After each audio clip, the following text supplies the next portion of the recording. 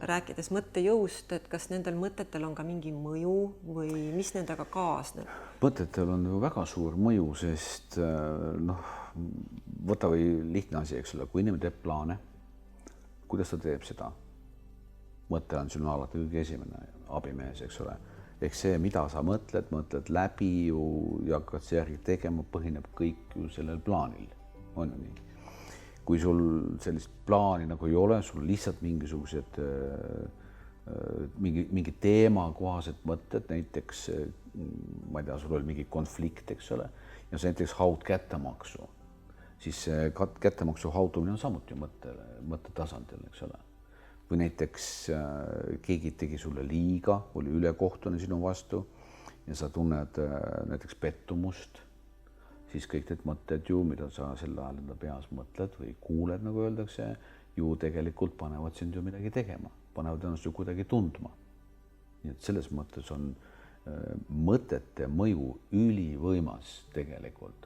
Ehk võiks isegi niimoodi öelda, et mõtete juhtiv jõud elus on alati primaarne. Et meid juhivad mõtted.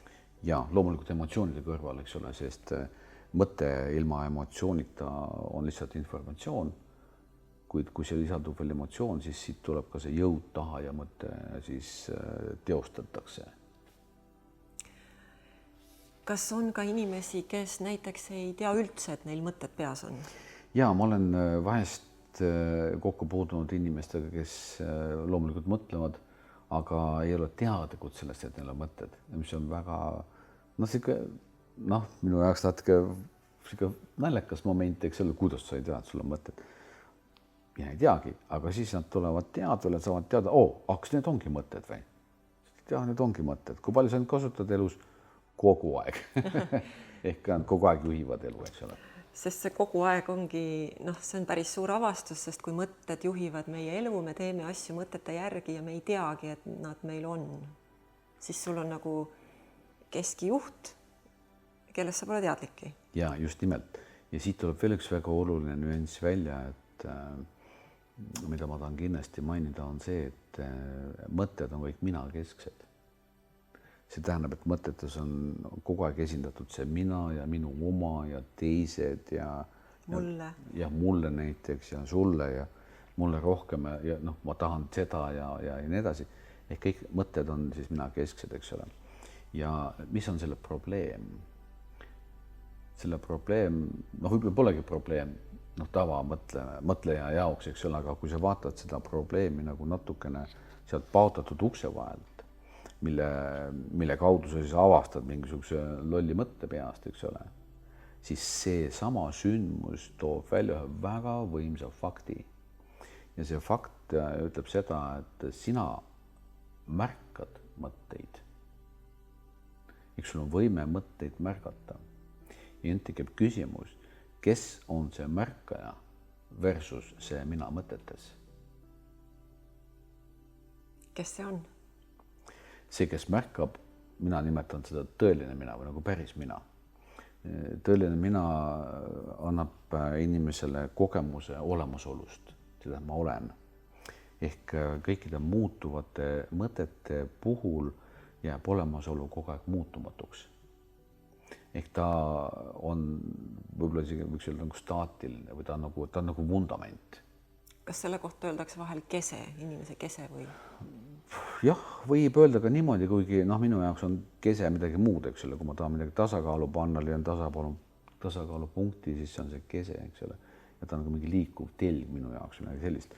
Aga kese selles valguses on see, et see on kõik see, mille ümber kõik tegelikult tiirleb piltlikult, et see on nagu põhjatäht. Kogu maailm tiirleb ainult selle ümber, eks ole. Ja kui sa nagu avastad selle, siis sa selle paotatud ukse kaudu avastad, et sa ei ole mõte. Et sa oled midagi täiesti teistsugust, tundmatu sina. Ja kui sa selle avastad ja sul on õige teadmine ning sa pikendad enesena olemist, siis see pilt, mis sulle avaldub sulle endale, on väga erinev sellest, millest sa oled mõtlenud enne. Sest sinu mõtted tulevad nii-öelda distantsile. ja sa hakkad aru saama, et sa ei ole mõte. Et sa küll kasutad mõtteid ja mõtted nii-öelda kuuluvad sulle, aga sa ei ole mõte.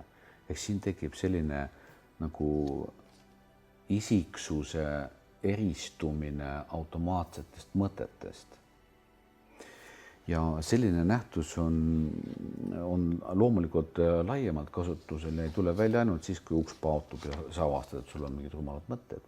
See fenomen esineb ka siis, kui inimene juhib enda mõtteid.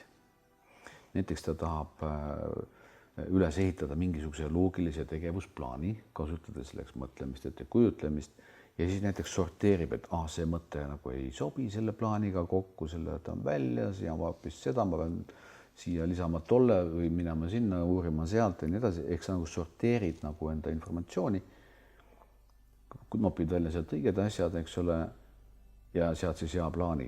Ja tegelikult küsimus, et kes on see noppija? See on seesama sina, kes tegelikult siis vahest paotatud ukse vahelt märkab mingid rumalad mõtteid. Ja mina nimetan seda osa teadvuseks. Ehk teadvus ja teadvuse 7 kvaliteedi rakendamine on see, mis annab seal hulgas inimesele võime mõtetega tegeleda. Sõna otseses mõttes neid sorteerida ja setida ja grupeerida ja nagu ka ettekujutustega ja nii edasi. Kui selline omadus puudub, ütleme, nagu see omadus on väga tugevalt esindatud sellistele inimestele, kes nagu peavad mõtlema, kus nemad siis juhivad mõtted, aga kus ei pea seda tegema, siis siin tuleb esile spontaansus, mille puhul inimene tunneb, et ta on mõte. Ta kogeb ennast mõttena, sest see eristamise fenomen ei ole nii sagedasti esile tulev. Mõtlemine kusjuures ka täiesti automaatne, kui teda see sinu teadvuse osa sina ei kontrolli. Nii et kui ta on automaatne, siis on alateadlik, reflektoorne ja see on väga kaugel homo sapiensi staatuudist. Kui osad inimesed ei tea, et neil on mõtted või et nad mõtlevad, kas see on siis just sellepärast, et mõtetes on nii palju selliseid mõtteid, mis käivad justkui enda kohta. Mina, mulle meeldib, ma ei taha, ma nägin, ma kuulsin, mulle tundub. Sisuliselt kõik mõtted käivad enda või teiste kohta. Ja mis on huvitav veel mõtlemise puhul on see,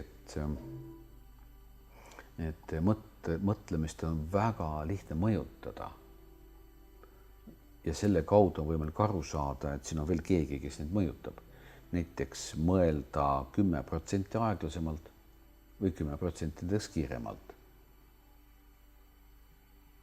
Ja nagu sa proovid mõelda aeglasemalt, nii sa hakkad aru saama, et sul on siin mõtted.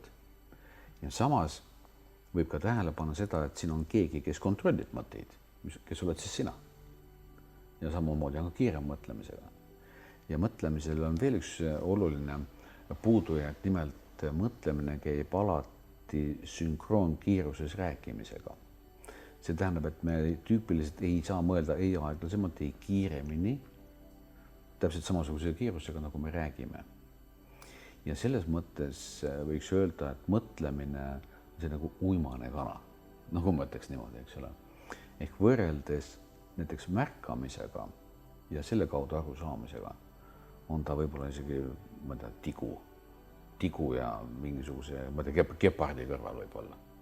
Et siit tuleb ka see efektiivsuse ots nagu välja ehk see arusaamise kiirus sõltub sellest, mida sa selleks kasutad, kas mõtlemist või teadusomadusi. Ja need on nii erinevad nagu ööpäev.